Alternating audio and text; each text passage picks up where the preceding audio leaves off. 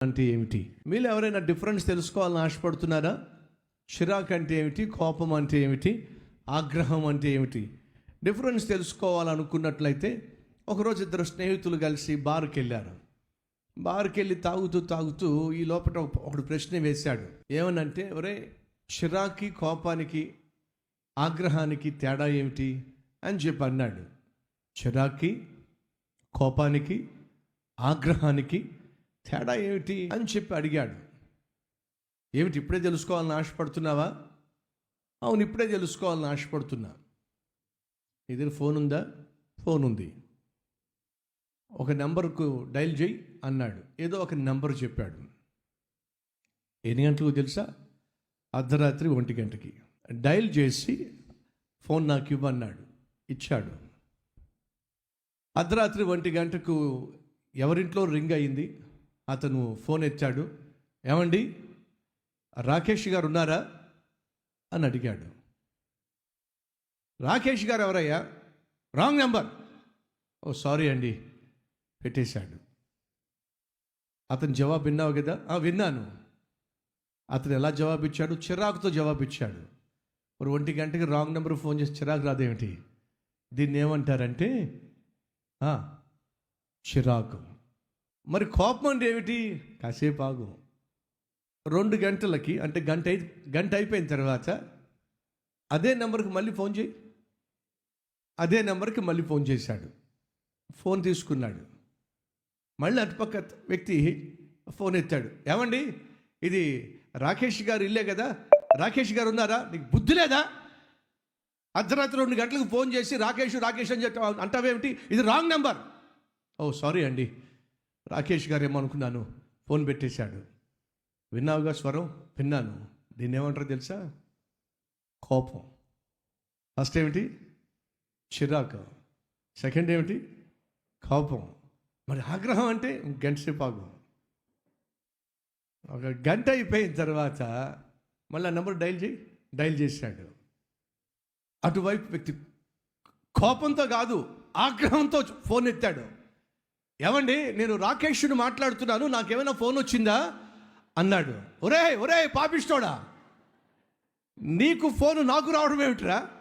1 గంటకు చేసావు, 2 గంటలకు చేసావు, 3 గంటలకి ప్రశాంతంగా ఫోన్ చేసి రాకేష్ అనే అతనికి ఏమైనా ఫోన్లు వచ్చినాయా? నేనే రాకేష్ను మాట్లాడతాను చెప్పంట. బుద్ధి లేదా నీకో? దీన్ని ఏమంటారు? ఆగ్రహం. సో సాధారణంగా ఫస్ట్ వచ్చేది చిరాకు, తర్వాత వచ్చేది కోపం, ఆ తర్వాత వచ్చేది ఆగ్రహం. ఇప్పుడు నా ప్రశ్న ఏమిటంటే, మనది ఏ ర్యాంకు? మనం ఫస్ట్ ర్యాంకా, లేకపోతే సెకండ్ ర్యాంకా, లేక థర్డ్ ర్యాంకా? ఏ స్థాయిలో ఉన్నాం? ఈరోజు సాధారణంగా చిరాకు, కోపము, ఆగ్రహము ఎవరికి వస్తుంది? ఎందుకు వస్తుంది? అలా రావడానికి కారణాలు ఏమిటి? ఇది తమాషక్ అని చెప్పి మీకు చిరాకు గురించి, కోపం గురించి, ఆగ్రహం గురించి చెప్పాను. కానీ మనలో చాలామంది ప్రతి చిన్నదానికి చిరాకు పడిపోతూ ఉంటారు, కోప్పడిపోతూ ఉంటారు, ఆవేశపడిపోతూ ఉంటారు, ఆగ్రహాన్ని చూపించేస్తూ ఉంటారు. అసలు అది చేయడానికి కారణం ఏమిటి? వాక్యపు వెలుగులో మనం కొన్ని ప్రాముఖ్యమైన అంశాలు మనం నేర్చుకుందాం. ఫలితంగా చిరాకు, కోపాన్ని జయించే ప్రయత్నం చేద్దాం. మొదటిగా మీ బైబిల్ తెరవండి. బైబిల్లో ఒక వ్యక్తి ఉన్నాడు. అతనికి చాలా కోపం, అంతేకాదు చాలా చిరాకు, అంతేకాదు అతనికి ఆవేశం కూడా. ఎందుకని అంత ఆవేశం, ఆగ్రహం, కోపం, చిరాకు? అసలు కారణం ఏమిటి? మొదటి సమూయేలు గ్రంథం 13వ అధ్యాయము. ఒక వ్యక్తికి చిరాకు పడ్డానికి, కోపడ్డానికి, ఆగ్రహాన్ని కనపరచడానికి ప్రధాన కారణం ఏమిటో చెప్తున్నాను. మొదటిగా, దేవునితో సమాధానం లేని వాళ్ళు త్వరగా కోపడతారు. నా మాట మీకు అర్థమైందా? దేవునితో సమాధానము లేని వాళ్ళు త్వరగా కోపాన్ని ప్రదర్శిస్తారు, త్వరగా చిరాకు పడతారు, త్వరగా ఆవేశాన్ని, ఆగ్రహాన్ని కనపరుస్తారు.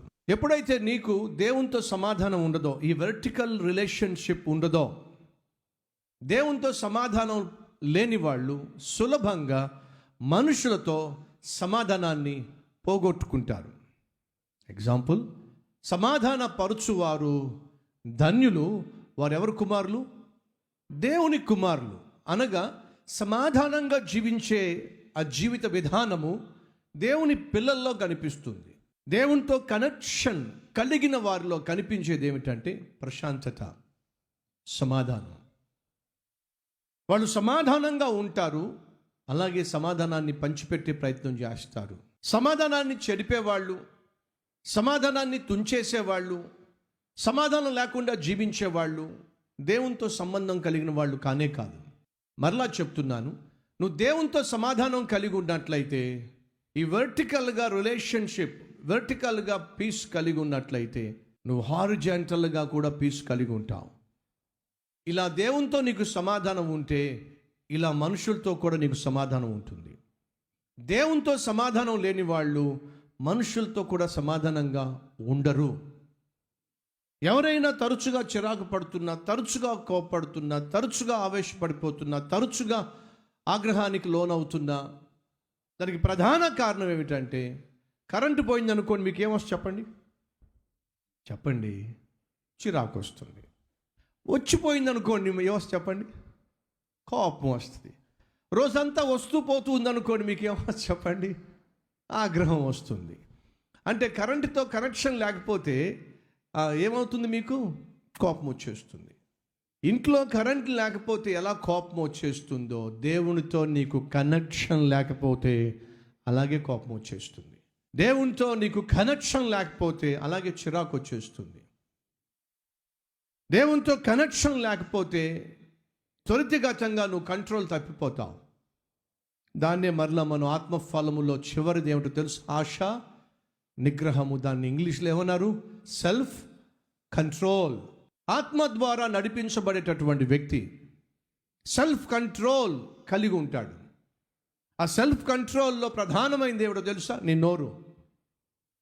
సాధారణంగా మనిషికి చిరాకు వచ్చినప్పుడు నోటి ద్వారానే ఆ చిరాకును ప్రదర్శిస్తాడు. కొన్నిసార్లు చిరాకుతో ఏం చేస్తారంటే చేతిలో ఉన్నటువంటి వస్తువులు విసిరేస్తూ ఉంటారు, వస్తువులను పగలగొట్టేస్తూ ఉంటారు. సాధారణంగా చిరాకు వస్తే ఎంతో కొంత హావభావాల్లో మార్పు వస్తుంది. కోపం వస్తే వస్తువులు గిరాట వేసేస్తారు. అది ఇంకా ఆగ్రహానికి దారి తీసినట్లయితే ఎదురుగున్న మనుషులను కూడా గాయపరిచే ప్రయత్నం చేస్తారు. ఇష్టం వచ్చినట్టుగా ప్రవర్తిస్తారు. దయచేసి గమనించండి, మనలో ఎవరైనా కోపం గుండా